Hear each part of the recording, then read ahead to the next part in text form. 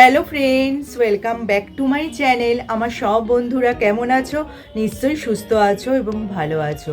আমাদের মধ্যে অনেকেই কিন্তু মাথা ব্যথার সমস্যায় ভোগে, প্রচণ্ড মাথা ব্যথা।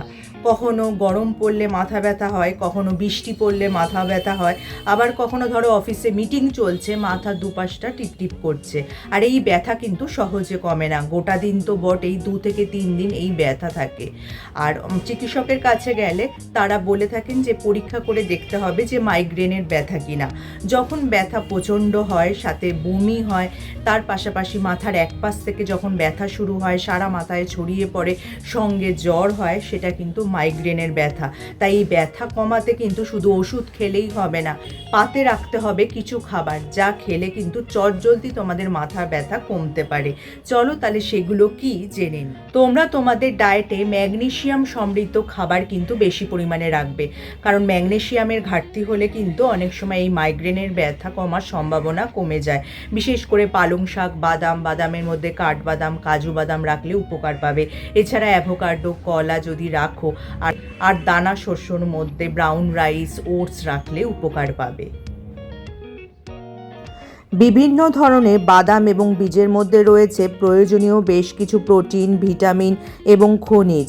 অ্যান্টিঅক্সিডেন্টে সমৃদ্ধ এই বাদাম এবং বীজ শারীরবৃত্তীয় কাজকর্ম পরিচালনা তো বটেই, সামগ্রিক সুস্থতার জন্য খুব প্রয়োজনীয়। এছাড়া কিন্তু তোমাদের ফাইবার সমৃদ্ধ খাবার বেশি পরিমাণে খেতে হবে। ফাইবার সমৃদ্ধ খাবার বেশি পরিমাণে খেলে মাইগ্রেনের ব্যথা আবার ফিরে আসার সম্ভাবনা কম থাকে। প্রচুর পরিমাণে শাকসবজি, ফল, আলু, বিনস ইত্যাদি তো ডায়েটে রাখবেই। এছাড়া জোয়ার, রাগি, বাজরাও যদি ডায়েটে রাখতে পারো তাহলে কিন্তু উপকার পাবে। আর সবশেষে যেটা বলবো, তোমরা যদি মাঝে মাঝে ডার্ক চকলেট খাও তাহলে উপকার পাবে, কারণ এই ডার্ক চকলেট কিন্তু আমাদের শরীরের প্রদাহ নাশ করতে সাহায্য করে। এছাড়া রক্তচাপ কমায় এবং ইনসুলিনের মাত্রাও নিয়ন্ত্রণ করে।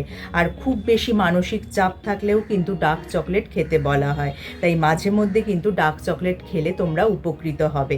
তাহলে যদি আজকে আমার ভিডিওটা তোমাদের কাজের মনে হয় বা তোমাদের উপকারে আসে, লাইক আর শেয়ার করে দিতে একদমই ভুলো না। যারা আমার এই চ্যানেলটা প্রথম দেখছো, চ্যানেলটাকে অবশ্যই সাবস্ক্রাইব করে নিও এরকম উপযোগী ভিডিও আরও দেখার জন্য। তার পাশে যে বেল আইকনটা আছে ওটা প্রেস করে অন করে দিও, যার ফলে যখনই আমি ভিডিও আপলোড করব নোটিফিকেশন তোমাদের কাছে পৌঁছে যাবে। আজ তাহলে আসি, আবার দেখা হবে আগামী পর্বে।